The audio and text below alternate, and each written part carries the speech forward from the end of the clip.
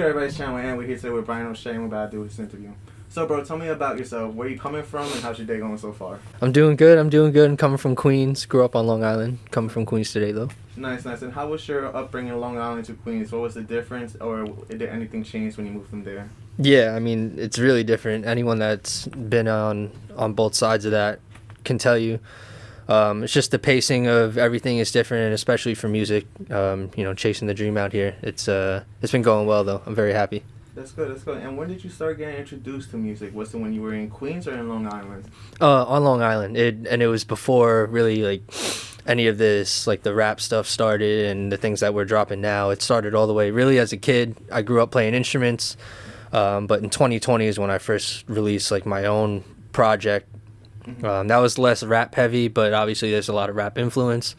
And did a little feature run for some friends of mine, and then linked up with C7, and here we are today. That's fine, that's fine. And what instruments were you playing back in the day, and what age were you? I was playing a saxophone. This was started in 4th grade when, most kids have to start picking up an instrument or something for school. But yeah, it's always been saxophone. I actually got pretty serious with it through high school. I was gonna go to like college for it, but things change over time. But yeah, it started really young. I hear you, I hear you. And when did you actually start getting into songs? Like actually with like let me put this instrument down and I want to start writing bars or singing or anything like that. Yeah, it started when I think it was like Christmas 2019 or something. I got my first MIDI keyboard. Nice. And I actually started with like making little beats, like just trash beats, because working with all the stock plugins and sounds and whatever, and just making things that I heard. Like I think one of the first things I made was like a remake of like a XXX Tentacion beat. So it was just shit like that, just trying things out because why not? And then COVID hit, and we had nothing to do but to sit inside and make music. So that's when it really started taking off. But the influences were there from me growing up as a kid, but obviously having nothing to do for a whole year gives you some motivation. Yeah, for sure. When did you start thinking of doing visuals? I know you also do visuals and recording, which you did some for your some of your singles. Was that during COVID as well, or did you do that later on? I wouldn't say like that was at the beginning when everything else started. It came more so as a necessity rather than like, oh, we want to make our own visuals. This is how we want everything to look. It was just visuals are expensive. If you're paying, we have some videographers that we work with. Shout out like Cloudy Rooms Visuals and SOS Film, people like that. But a lot of like it's hard to pay these guys like every time you want to shoot something, if it's for a single, if it's just for like a studio session. So I ended up getting a camcorder, like an old camcorder from my dad that he used to like film my old like school concerts with and shit. Right. So we just carried that around with us every performance we went to, recorded every studio session, and then we started making like our own little music videos with it. So yeah, it was just carrying around that camcorder, and it was out of necessity of not being able to pay people every single time. And eventually we're transitioning it to, okay, now we can put our own like artistic twist on it and not just be out of a necessity. Now it's kind of like our image and how we're branding. Heard you. And when you first started off, how you said you went from the keyboard to going during COVID and started writing on music, was C7 there during that time, or were you still doing solo right now during that time? Yeah, so I dropped my first project in, I think it was late summer, early fall 2020. But I started working on that in like 2019, before all the C7 happenings, started happening. And then 2020, when I was finishing that project, is when we would hit my friend's dad's like garage, and that's where the C7 name comes from. That was the garage number. Oh, nice. So we would just go there a lot, and we were just recording with no vision, no goal in mind, just like the worst freestyles you'd ever hear, like just fucking around. You look up a type beat, you're chilling for like an hour, you look through beats and you put some fucking bars over it and you call it a day, you never listen to it again. But then towards the end of 2020, after I dropped we were like, maybe we can do something with this. So, and we started taking the, you know, the good ones that stood out and started polishing up some verses and putting some more meaning behind it. And then we dropped like a whole project through C7, and then it just kept growing and growing and growing. And what do you think was the thing that to say you and your boys up to be like, yo, you gotta take this shit serious now. We should really start making some good music for people to hear. Like what motivated that? I don't know, man. I think at first it was just we wanted to. It was kind of just for ourselves. Like we wanted to prove to ourselves like we can just be a bunch of regular guys that really like music, and we have a bunch of other friends that really like music.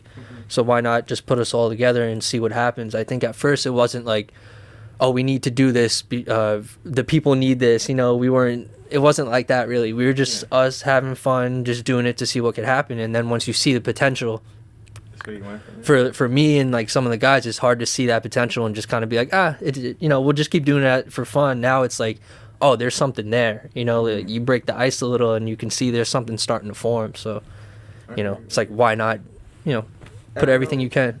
And I know you guys ended up making C7 Volume 1, which had 9 songs. Mm-hmm. How was that experience working on that?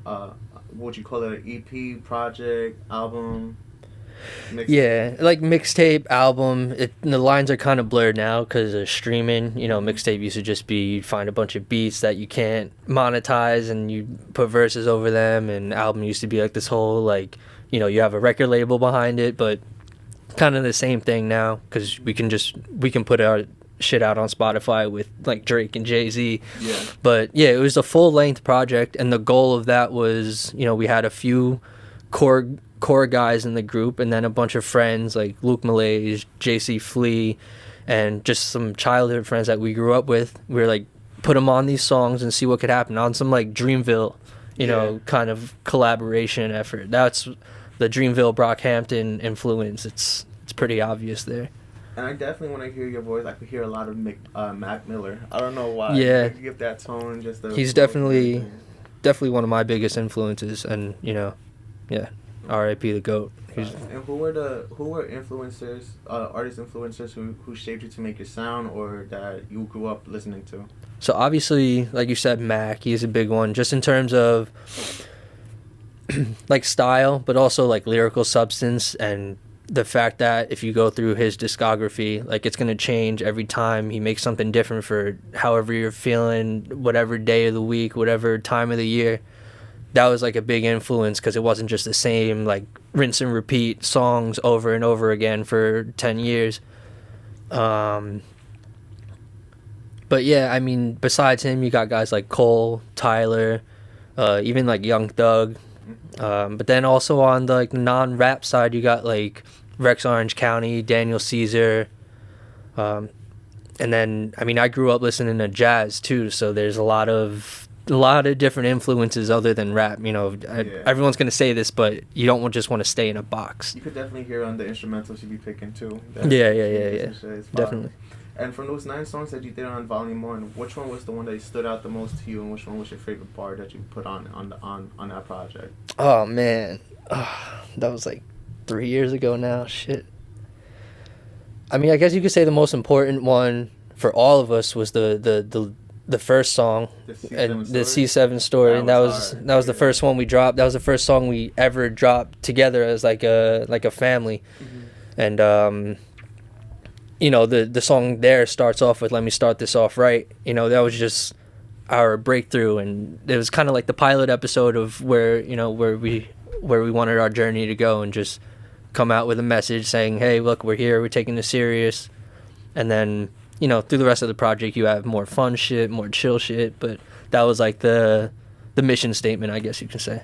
I hear you. And later on, you ended up dropping Volume 2. Which was in 2023. Yeah. What was the difference between that project and the first Volume 1? What did you want to improve from there that you were able to improve Volume 2? So the mission is like the same exact mission, but you take Volume 1 and it's like Volume 1 on steroids. 9 songs compared to, I think it's 18 songs. We had like 5 features or people that we were working with compared to, you know, if you look at the whole roster, including the artists, the producers, and these are now producers that we know. Our engineers, videos, that network expands like 3-4 times. So it was just take what we did in Vol.1 and see that as like okay, we got our feet in the water, and then Vol.2 is like, all right, now let's double down on it and like make amazing music. That it all goes back to just making really, really good music. Yeah, and my favorite song from that project was Breeze. Breeze was like, bro, you talked your shit on that. How did that song come into play? Oh man, that's the one with Big Rich. Shout out Big Rich, man. He's an icon. He need to drop more music though. Big Rich, if you're watching this, you need to drop more music. But that we were in the studio, so we have a studio out out on the island. That's where the name for Vol.2 comes from, Bevy. That's what. There's some other stories behind it that I can't talk about it because they're still living there. But the house we record at, we call it Bevy, and we had just like studio sessions all the time. We would just always be down there recording, have a bunch of friends come in and out. There's always people popping in and out. But that night, Rich was there, and he was just looking for something to record to, because we knew we wanted him on the project. But he's like an artist; like he doesn't come with, like, okay, this is what we're gonna do this time. He kind of, he'll come in with some verses or whatever written, or even most of the time it's off top. But we were just listening to beats, and he was like, "That's the one." And then he laid down his verse right there. At the time, that was his best verse. You could have asked any one of us. We thought that was his best verse yet, and yeah, it was kind of as simple as that. He just came in, like the beat, recorded, and we dropped it. I think we dropped it almost a year before Vol.2 dropped, just like a single. Yeah. And then obviously it made the cut. So yeah, that was a fun one to make. And how is your process in the studio when you start recording? Like, what is like your routine to get yourself warmed up to get in the booth? So it changed. It obviously changes over time. When I first started, it was probably a little more forced. You're trying to be something. You're trying to be the best rapper or the best singer at whatever time you're recording. Now it's a lot more natural, a lot more free, and it even changes. Every song to song. Sometimes we'll hear a beat and something just comes to you. Sometimes we'll have something written. Like I know I'll have something written in my phone, and eventually you find a beat that's like a home to it. And then sometimes, we go in with a clear mission, like when we did the Showtime tapes for the Coliseum performances. We knew those 3 songs for each project, we needed X, Y, and Z to fit in a time slot to fit a certain crowd. So then we made that. But yeah, it changes. I mean, not a great answer. Everyone's going to say the same thing. It changes all the time, but it really does change all the time. Okay, so which one would you like to speak about first? 230? I guess we can go in order with Blues, because Blues was the one I kind of, that was the first single I dropped after my solo project, and that was like 2 years. And then, yeah, because it was like my solo project, and then we did all the work with C7, and then I told the guys, like, look, we need to drop stuff on our own too, It's like, you don't have J. Cole only dropping under Dreamville, he's got his own style and flavor too that's separate from what he brings to the group. Mm-hmm. But yeah, Blues was that was the first single after all the C7 stuff really started. Honestly, it was just it was just a pretty serious track, like just lyrics wise. It wasn't nothing like too fun. Mm-hmm. Yeah, honestly, there's not a lot of like emotional attachment to that song now. It was kind of just something to kind of warm up into what would come next. Yeah. All right, nice. How did Tourniquet come into play? From the flow, you hit the flow, you hit the beat, it went smoothly, perfectly when you did it. What was your favorite? What was the whole meaning of that? So believe it or not, Tourniquet started as a song with Luke Malaise. That was Luke's song first on a completely different beat. We started it like the first time I ever met him. He came over to Bevy and we recorded.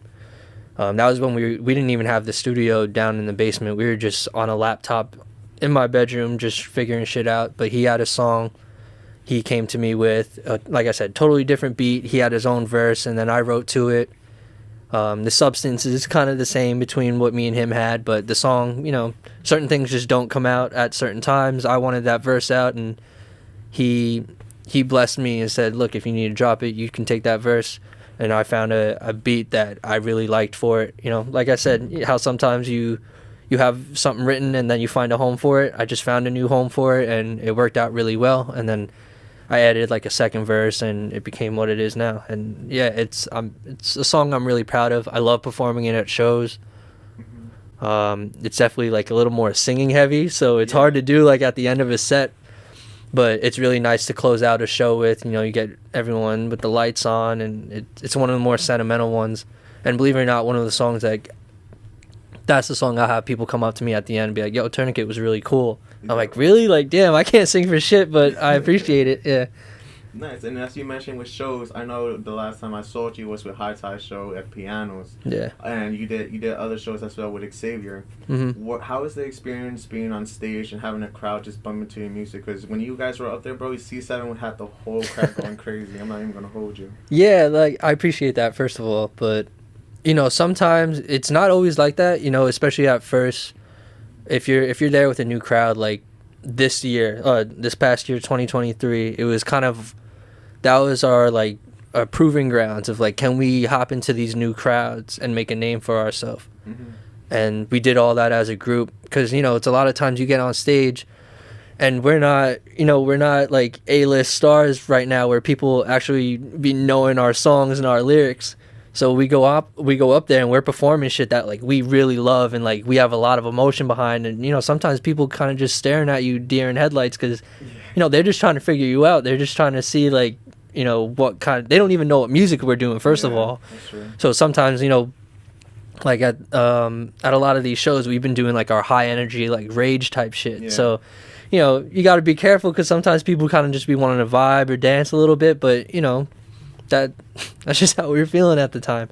But then once people start to really understand like what we're doing and the variety that we can bring, and you know, we alter our set list for depending on what venue we're going to. We know what crowds, we're trying to get better at understanding, you know, playing into the crowd a little bit. But yeah, when you know, we have certain songs that really hit, you know, it's really rewarding. It's validating when you can perform a song, you see people really fucking with it, instead of just like, you know, standing there like, who the fuck is this guy? And what do you think, what's your favorite performance that you did last year overall? Oh man, probably the first one of the year, the With Love Fest at Sour Mouse for With Love Xavier. That was our first time performing in the city, first of all. It was the first show of the year.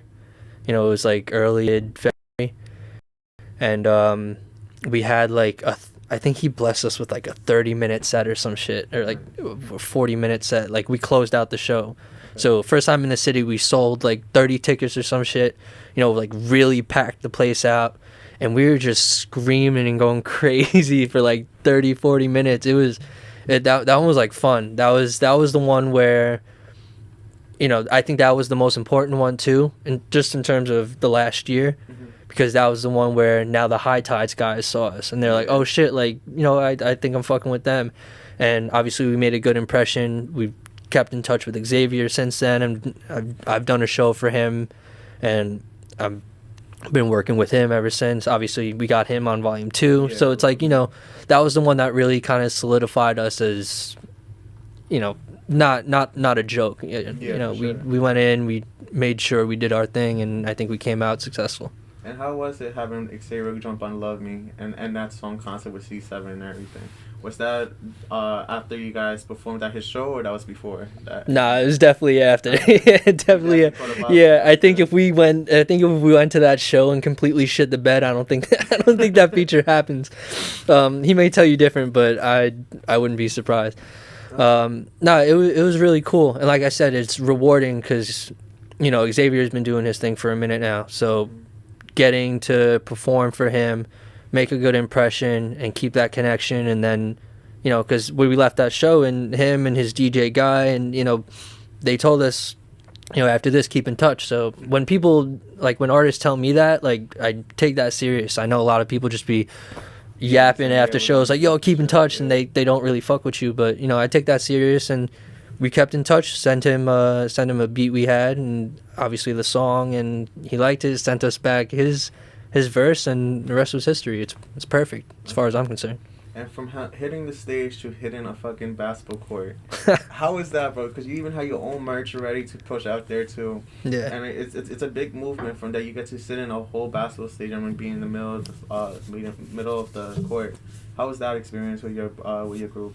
Yeah, so we did that twice now at Nassau Coliseum, it's kind of unreal, especially the first time. The first time was cool. You know, we had a decent crowd. It was a weekday. I think it was like a week or two before Christmas, but it was a weekday, so it was a decent crowd because it was the G League Knicks versus Nets. Yeah. So we knew there would be a little more there in terms of numbers, but still the moment was crazy. And then when we did it for the second time, then we had a little bit more, I guess, advantage of picking scheduling. Mm-hmm. So I picked the opening day, and it was a Friday night, so I knew there would be heads there. Yeah. So, and now the second time we had Luke with us, because the first time it was just me, Amfo, and Jay Gwynn, and then this second time we had Luke, and it was crazy. You know, you go out there and there's over 1,000 or more so fans, and it's, you know, at our level you don't get crowds like that. Yeah. So obviously we've recognized the privilege there and are extremely grateful, and you know it's really a blessing, like to go out there and make an impression on that many people. It was something special. I feel you. And as you said, C7 came out from one of your boys' dad's garage. How did you guys meet each other one by one? Oh man, it wasn't even one by one, bro. We all grew up and went to school together. Like, I'm talking, I know Amfo since 5th grade. I know the rest of them since middle school, and obviously kept in touch through high school. You know, we get closer, further apart over time. You know, things change, but everything lined up at the right moment. But yeah, it goes way, way back. And who was the first one to start getting into this music stuff? Like, they started wanting to record and everything, pushed you guys into it? Like I said, it was kind of all of us collectively in the garage, and then, you know, I knew what I wanted in terms of like the vision relating to Dreamville and Brockhampton, and the potential that we had compared to what they laid down before us. But you know, it doesn't happen without everyone hopping on board at a certain time. Okay. So in your new EP, which is called Food for the Thoughts, you had 6 songs, which had 3 features: Alex Dave, Jake Wen, Clockwork DJ. Yeah. And my favorite song from that whole project was Gifted and Pictures. Which one was yours, and which song did you want to stand out the most from that whole project? It's a fucked up question because it changes like every day. Jay Gwynn talks to me about this all the time, because me and him will talk about music a lot after we drop it, and it's like, what's your favorite song at this point? And he knows better than anyone that for me the compass changes like every day. I think right before the project was dropping, Patience was probably my favorite. I think because it's such a palate cleanse compared to the rest of the album, or EP, whatever you want to call it, the project. That's like the chill one, that it's just the chill song. There's no high energy, you know, they're still talking shit, but it's not like in your face, like, you know, you can just really lay back and be relaxed. And then once it dropped, obviously I wanted all the songs with the features to do well for my sake and for the features. You know, Alex David, he's all the way on the West Coast, and Clockwork, he's Mac Miller's former DJ, so obviously that that means a lot to me, and just getting that in.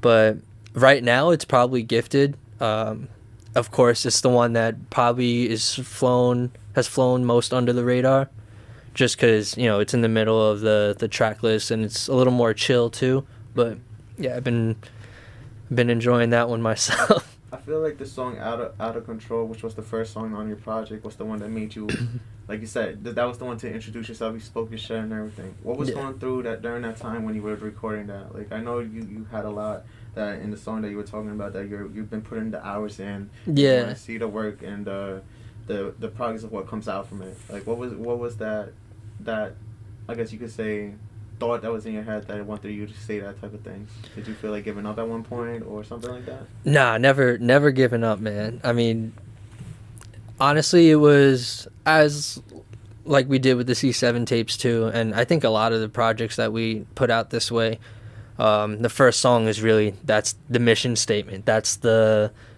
hey, I'm here, like, not really fucking around, that kind of shit. But in terms of like lyrics, you know, it's just, just not taking shit. That's really, I mean, the first lyric too, especially the tell me how I'm putting all this work and they still hating where I came from, because that was when we started making our way into the city. And the one thing I hate, which I totally understand, but obviously it drives us nuts, is if we tell people we're coming from Long Island, automatically discredited, doesn't matter, they don't care about it, bullshit raps. But and I get it, like I said, because I know, we know that scene and we know there is that part of it out there. Yeah. But for people like us, we're doing it. We believe we're doing it different, and now that's kind of how it started, and then obviously the rest of the lyrics just flow from that. But in terms of headspace and where I was at, yeah, that had a lot to do with it, because we were going to a lot of shows, and while we were getting a lot of love from a lot of people, and those are the real people that we kept working with, there's always that stigma. They're coming from Long Island, they don't really matter. That that just, it doesn't sit right with me. And there's a lot of songs that you wrote that was more of a singing type, like Right Around, Mm-hmm. Love Me, and as well No Need, Art, sorry, and Pictures. Mm-hmm. Do you feel like you would like to get into more of like a R&B type of flow, or do you want to just stay with like boom bap rap and all that type of stuff? Nah, I'm glad you asked that, actually, because we drop so much music, it's probably hard to see, like, because you guys see from the outside, like, just what we're putting out, but I know all of us have our own, like, the space that I would like to exist in, and all of our other artists, I know they have their own visions. So for me, I like more of the smooth, like, melodic shit, R&B, not too much, not too rappy, but more on the, I guess, like, artistic side of it. Not to say boom bap isn't artistic, but when people think of it, they just think, oh, rippity rap, lyrical miracle shit. Food for Thought is actually the start of my plan for, it's just a series that is just going to be boom bap, something like you can always come back to hip hop at its purest form. Yeah. It's kind of like, for me, like a pit stop on my own journey. It's not, I don't want to be like the boom bap guy. Yeah. But it's just so, that's why it's only like 6 songs too. It's just for me to say, hey, look, like, we can do this and we're always going to come back to this. But for me, it's definitely like the more melodic stuff, the Daniel Caesar, Rex Orange County influence, R&B, jazz, melodies, stuff like that. Do you plan on dropping that for your next project, a type of album like EP like that, like more melodic? Yeah, so for me, that's what's next. I have a bunch of singles that are gonna drop, but then it'll connect back to my first solo project in 2020, Time Falls. Okay. My project, like full length, what I would call an album, will be kind of like the sequel, the follow up to that, and it's gonna be, that's all home production, my own shit, like full ownership, my artistic direction. And it'll be nice because in 2020, like I said, we didn't know what we were doing. I didn't know what I was doing, so sound quality, everything, lyrics, production, everything's just it's gonna be a nice way to follow it up, and a nice kind of redemption for me. But yeah, that, I don't know how soon it's gonna come, but I'm hoping this year is kind of gonna be the year where I spend making sure that happens. Okay, not bad. What was the vision for Pictures, the song on your project? So it was, that song I actually started writing in Florida, because my parents live down there, so I'll take a lot of trips back and forth between my apartment here and down there to visit for holidays. It's really just for the holidays. I go down there, see my parents, my sister, my dog, a bunch of whole other family down there. But there are actually a few songs on the project that were written there. Like Purse was completely written in my parents' house in Florida. And there are a lot of just concepts that bounce back and forth, even on the plane. But Pictures was dedicated to my girlfriend. Okay. And it's just important to note the contributions that she's made, because she helped a lot with the artistic direction of not only this project but all the solo stuff I've been putting out. A lot of like the creative direction, and even down to thinking about outfits and color palettes and approving color arts and looking over the pictures, and helping me out with the rollout. So yeah, that song's important to me, obviously, because of the lyrical substance, but on the grander scheme of it, you know, her contributions to what I've been doing they surpass anything I could be thankful for right now. Word. Shout out to them because they really be supporting us in the back end. Yeah. What was your favorite line that you want her to know from that song, that you want her to remember it when she listens to it? Oh, the reason it's called Pictures, the picture of the two of us on the fridge, so I'ma stay. Yeah. Okay. Nice. You know, it's a cool line, but you know, like we actually have like pictures on the fridge and shit, you know, like the old school, like, you know, with the magnets and shit, you know, it's just something that we do. And when I drop the visualizer, because I have visualizers for all the songs, that's in there too, and it's just a nice little nod, you know, and it just to show some appreciation, because a lot of the time artists be tucking that shit under, but you know, you're nothing without that kind of support. Yeah, all the family, the people who are around you and love you and shit. So Exactly. Put a little bit in there. Yeah. But no, that's fire, bro. Appreciate That's it. fire. Yeah. So one question is, what do you think was the hardest thing throughout your career in music that you still challenge today, but you want to overcome it one day? The hardest thing in music that I want to overcome. Damn. I mean, I know everyone says like they want a bigger audience, so obviously every artist would love to put something out and fucking everyone on the planet hears it.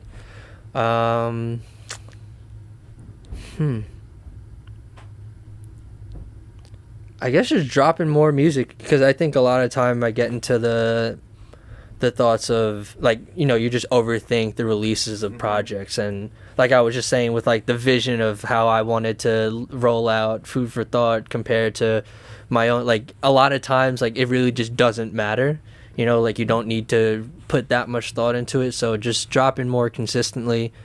It's so cliche because everyone says, oh, just drop more consistently, but like really convincing myself that a lot of the planning and how much you criticize yourself doesn't really matter, because all people want is the music. So yeah, that would be a nice place to get to, where I can just record, drop, and be happy with it. And from all your projects that you did, which one was your favorite project to work on, and what was the name of the song or the feature that you jumped on? Ah, man. I guess like recency bias is gonna say Food for Thought, you know, just because it's been a nice rollout for me, you know, aside from just the songs and how much I like the music. You know, I really feel like I was able to own the visuals, obviously the lyrics, the features, the performances. I just did the release celebration at Pianos. And that was like my first kind of real like major signed on performance with like a contract and shit. And then the visuals, and then obviously like we're doing this interview now, and just a lot of content revolving around it that makes it feel like a real moment, you know, as an artist. But I guess you can always go back to like the C7 Vol.1, because a lot of the shit that we're doing now doesn't happen if we don't get together and make that. Yeah, I hear you on that one. And in terms of like features, I don't know. I actually don't have a lot of features on other people's songs. That's definitely a goal for this year.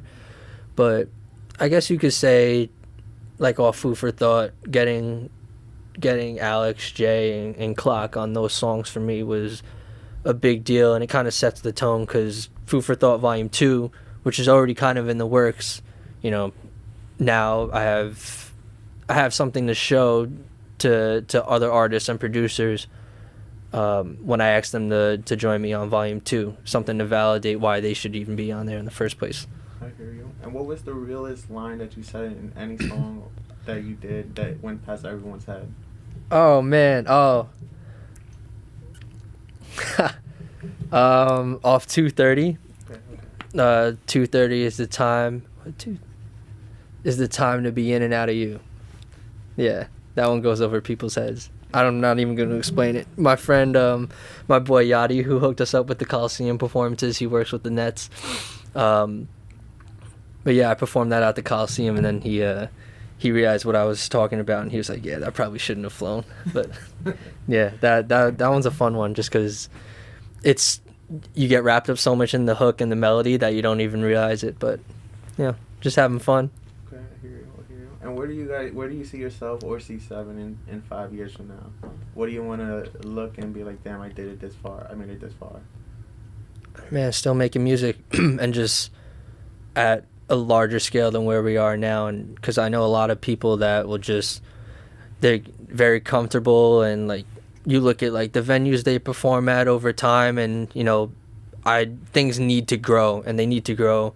To me, they need to grow fast, because if you're not pushing for it, like if our next performance literally isn't bigger than our last 3 performances, then you know, you just kind of get looked at as like, oh, okay, he'll just keep doing that, you know, like Yeah.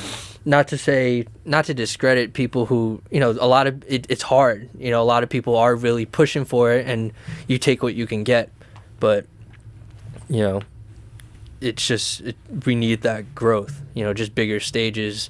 I guess in 5 years I would love to do at least like man, 5 years, a lot can change, like a countrywide tour at least. Okay.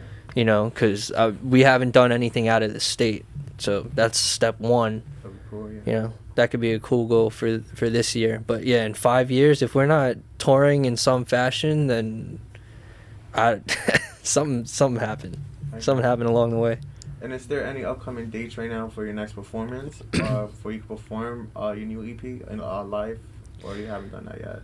So this probably won't be out by then, but this Sunday we're performing for Bobby at Pianos, but that's more of a C7 show. Okay. I'll be doing one of the songs because Jay Gwynn will be there from Food for Thought. But my plan is actually to do like a live tiny desk, like home concert kind of thing. I have a couple instrumentalists I've been talking to, so I'm trying to line that up. But in terms of performances, we kind of just, at this level, it's hard to plan so far out in advance. We just take it day by day and play it by ear.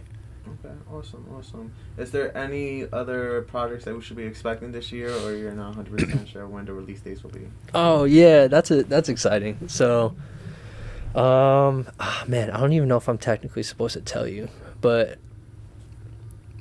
there's a couple projects coming out of C7. Okay. There's a duo tape. I won't tell you from who, but there are 2 artists out of C7 that have a whole duo tape they've been recording over the winter. Volume 3 is not close.